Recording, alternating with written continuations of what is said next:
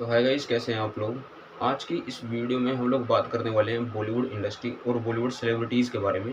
इस वीडियो में हम लोग बॉलीवुड इंडस्ट्री और सेलिब्रिटीज़ दोनों को ही पूरी तरह से एक्सपोज करने वाले हैं, उनकी डार्क रियलिटी को आप लोगों को दिखाने वाले हैं। तो चलिए वीडियो को शुरू करते हैं।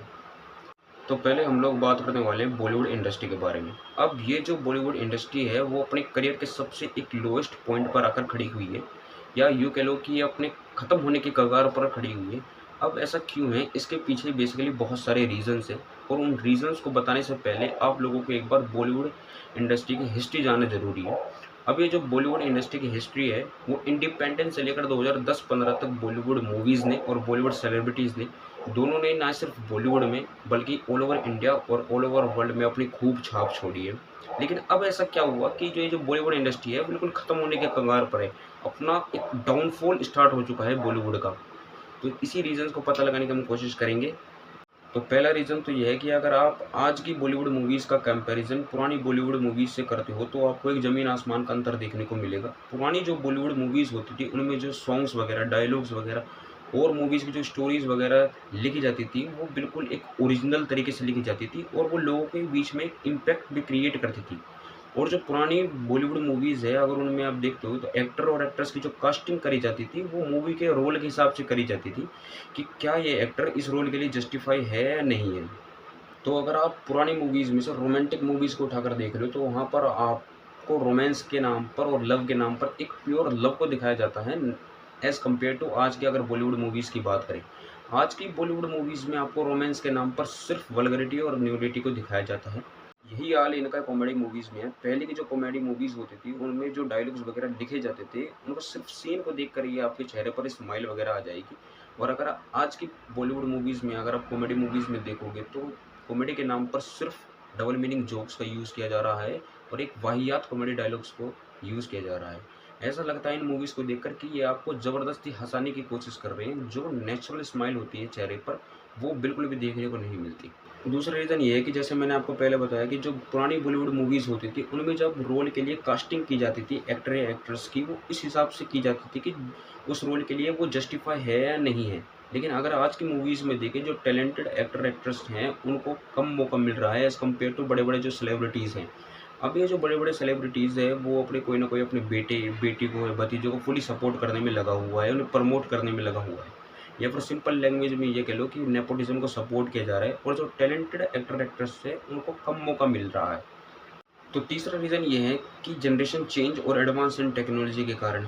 अब मैं ऐसा क्यों कह रहा हूँ, इसके पीछे बेसिकली रीज़न्स हैं, वो ये है कि पुराने टाइम में ना ही कोई एडवांस टेक्नोलॉजी थी, ना ही कोई सोशल मीडिया प्लेटफ़ॉर्म, स्मार्टफ़ोन वगैरह या फिर टेलीविज़न वगैरह थे, और जो थिएटर्स थे उनकी जो क्वांटिटी वो बहुत ही कम थी, और उन थिएटर में सिर्फ़ बॉलीवुड मूवीज़ को ही ब्रॉडकास्ट किया जाता था और कहीं की मूवीज़ को नहीं दिखाया जाता था, सिर्फ़ बॉलीवुड मूवीज़ को ही दिखाया जाता था।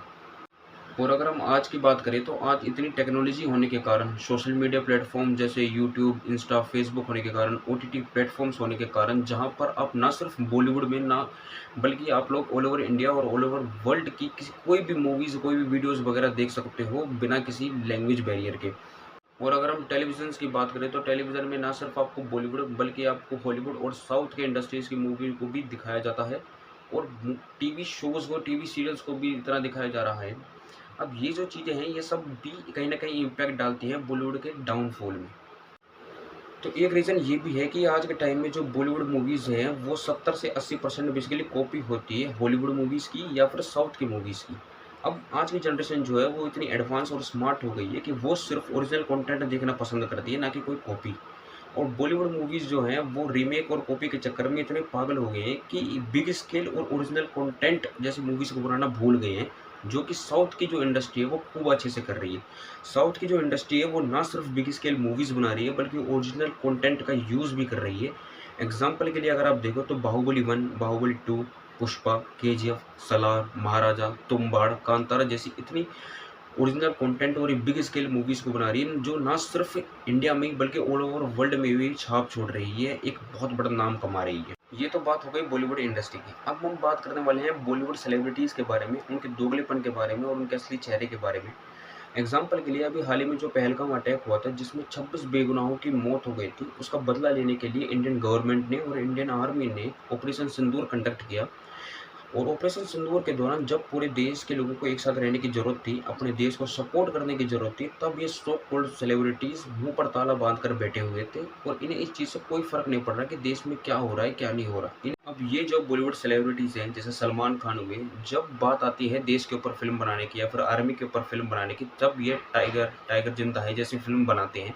लेकिन जब बात आती है हकीकत में देश को सपोर्ट करने की, देश की आर्मी को सपोर्ट करने की, तब कहाँ चले जाते हैं ये लोग। जब सलमान खान से प्रेस कॉन्फ्रेंस के दौरान ये पूछा जाता है कि पाकिस्तानी सेलिब्रिटीज़ को इंडिया में बैन करना क्या सही है, तब इनका कहना था कि जो टेररिस्ट अटैक होते हैं वो तो टेररिस्ट करते हैं, इनमें पाकिस्तानी सेलिब्रिटीज़ का क्या लेना देना। यही सेम हाल दीपिका पादुकोण का है। जब बात आती है फिल्म की तो ये फाइटर जैसी, पठान जैसी मूवीज़ करते हैं, लेकिन जब बात आती है देश को सपोर्ट करने की, तब ये इनके मुंह पे ताला लग जाता है। लेकिन सीए के सपोर्ट में जेएनयू में खूब नारेबाजी लगाती हैं, खूब उन्हें सपोर्ट करती हैं, पर देश को नहीं करेंगे। और यही हाल ऋतिक रोशन का है। जब बात आती है फ़िल्म बनाने की, तब ये लोग वॉर 2 आ रही है, अभी रिलीज़ हो रही है, और फाइटर जैसी मूवीज़ बनाते हैं जिनमें ये बेसिकली एक रो एजेंट का रोल करते हैं। लेकिन जब देश को हकीकत में भई आपकी सपोर्ट की ज़रूरत है, तब कहाँ चले जाते हो आप लोग? तब आपके मुँह पर क्यों इतना ताला लग जाता है? अब ऐसा भी नहीं है कि सारे सेलिब्रिटीज़ एक जैसे हैं। कुछ बहुत अच्छे सेलिब्रिटीज़ हैं, जब देश को उनकी सपोर्ट थी तो वो खड़े थे। जैसे कि शाहिद कपूर, संजय दत्त, परेश रावल, रितेश देशमुख, राजकुमार राव, और भी ऐसे बहुत सारे सेलिब्रिटीज़ हैं जो सपोर्ट के लिए खड़े रहे अपने देश के साथ। ऐसा भी नहीं है कि ये जो गंदगी है वो सिर्फ़ बॉलीवुड इंडस्ट्री में है, ये आपको म्यूज़िक इंडस्ट्री में देखने को मिल जाएगी, और ख़ासकर पंजाबी म्यूज़िक इंडस्ट्री में आपको ये बहुत देखने को मिलेंगी। बड़े-बड़े म्यूज़िशियन जैसे एपी ढिल्लों, शुभ, दिलजीत दोसांझ, करण औजला, जब बात आती है अपने देश को सपोर्ट करने की, तब ये बिल्कुल चुप हो जाते हैं। लेकिन जब बात आती है एंटी पंजाब की और खालिस्तानी एजेंडा को सपोर्ट करने की, तब ये लोग बिल्कुल सामने आकर खड़े हो जाते हैं। भाई जब कहाँ चले गए थे? जब आपको देश को आपको ज़रूरत थी, तब आपने क्यों कुछ नहीं बोला? और देश को छोड़ो, अभी जब इंडिया पाकिस्तान की वॉर हो रही थी, जिसमें पाकिस्तान ने अमृतसर को टारगेट करते हुए वहाँ पर ड्रोन और मिसाइल्स पर बेकसूर और बेगुनाह सिखों पर मारने की, उनको तबाह करने की कोशिश की गई थी, तब कहाँ गए ये उनके सपोर्ट में? अपने सिखों भाइयों के भी सपोर्ट में नहीं थे, और वैसे ही इनको एंटी पंजाब और एंटी खालिस्तानी के ये एजेंडा चलाते रहते हैं।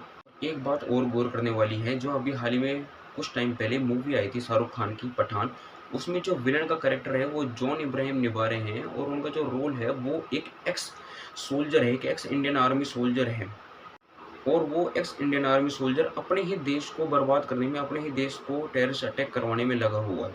लेकिन वहीं दूसरी तरफ अगर आप उसी मूवी में देखते हो, जो दीपिका पादुकोण का रोल है वो एक आईएसआई एजेंट है, और उसको इमेज को इस तरह से दिखाया गया है कि वो इंडिया के सपोर्ट में है। सीधी-सीधी बात ये है कि जो आईएसआई एजेंट, जो टेररिस्ट अटैक ग्रुप है, उसकी इमेज को एक साफ दिखाने की कोशिश कर रहे हैं, और जो एक Indian army, x Indian army soldier है, उसकी इमेज को बिल्कुल गलत तरीके से दिखा रहे हैं। और जाते-जाते मैं बस आपसे यही कहूँगा कि आप उन लोगों को सपोर्ट करो, उन लोगों की मूवीज़ को देखो जो बुरे टाइम में अपने देश के साथ खड़े हों और आपके साथ खड़े हों। आप अपना टाइम और अपना पैसा ऐसे लोगों पर खर्च कर रहे हो जिसे ना ही आपसे कोई मतलब है, ना ही अपने देश से कोई मतलब है, उसे सिर्फ़ अपने पैसों से मतलब है। तो वीडियो अगर अच्छी लगी हो तो लाइक करें, चैनल को सब्सक्राइब करें, और हाँ, वीडियो को शेयर ज़रूर करें। Bye bye.